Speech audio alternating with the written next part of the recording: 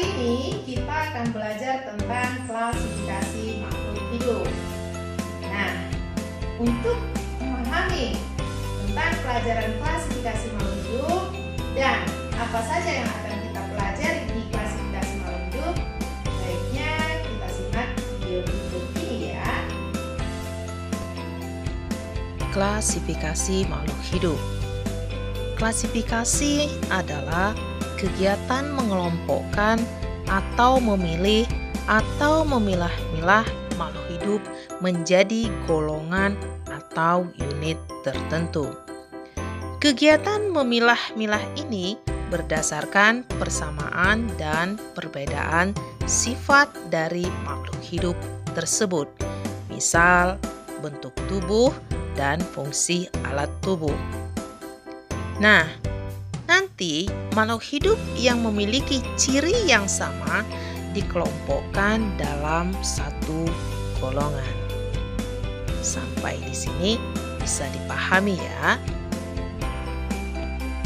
Baik, sebelum kita lanjut ke klasifikasi makhluk hidup, kita harus paham dulu menentukan manakah yang tergolong dalam makhluk hidup dan mana yang bukan makhluk hidup. Dalam rangka menentukan mana yang tergolong dalam makhluk hidup atau bukan, kita harus berpedoman pada 7 ciri-ciri makhluk hidup berikut. Yang digolongkan dalam makhluk hidup haruslah mempunyai ke-7 ciri tersebut.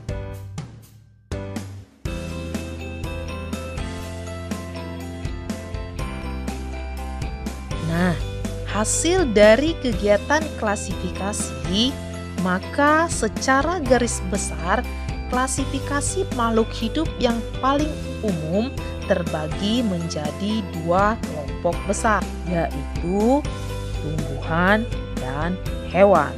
Tentu saja kalian sudah tahu ya, membedakan mana kelompok tumbuhan dan mana yang termasuk dalam kelompok hewan.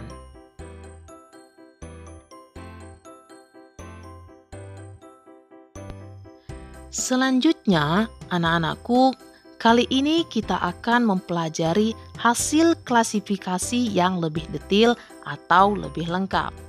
Dalam ilmu biologi dikenal dengan sistem 5 kingdom atau 5 kerajaan besar makhluk hidup.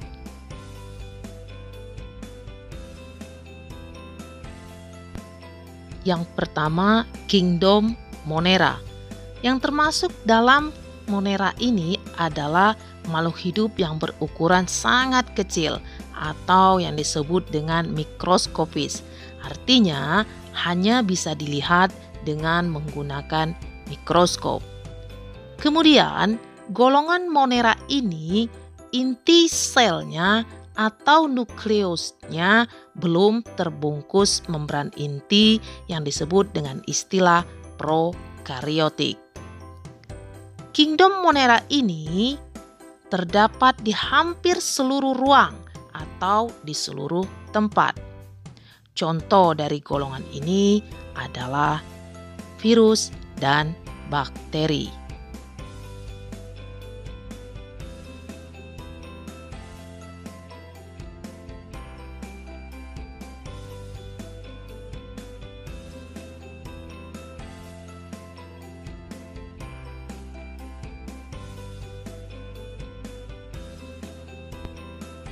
Yang kedua adalah Kingdom Protista.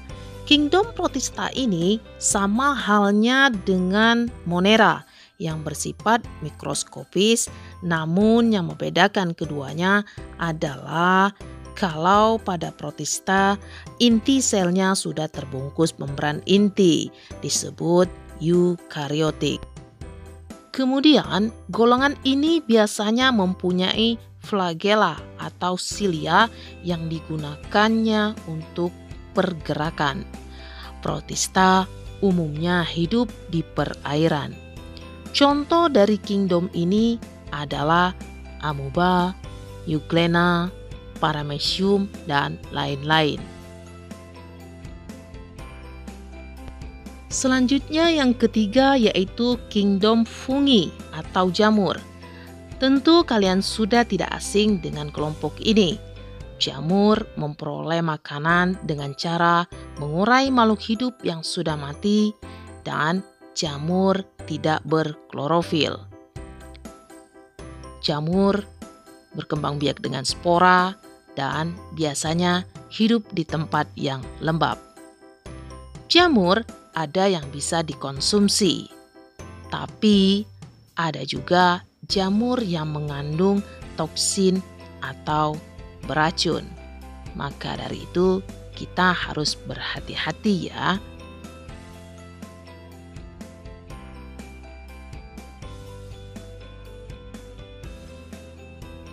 Yang keempat adalah kingdom plantae atau tumbuh-tumbuhan. Tentu saja kita sudah sangat kenal dengan golongan kingdom ini.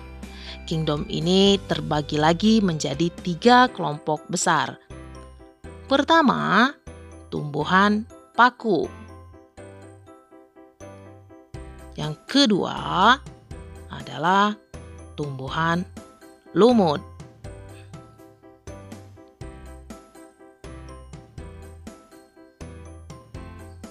Dan yang ketiga adalah tumbuhan berbiji.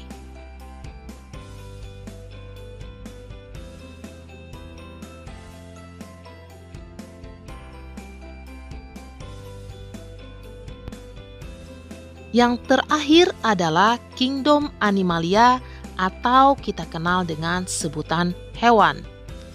Kingdom animalia terbagi menjadi 2 kelompok besar, yaitu hewan invertebrata atau ada yang menyebutnya avertebrata. Artinya hewan yang tak bertulang belakang. Dan yang kedua yaitu hewan vertebrata, hewan yang mempunyai tulang belakang. Untuk detailnya kita akan bahas dalam video tersendiri ya. Baiklah, sampai di sini anak-anakku, selesai sudah pembahasan kita tentang klasifikasi makhluk hidup. Mudah-mudahan kalian bisa memahaminya ya.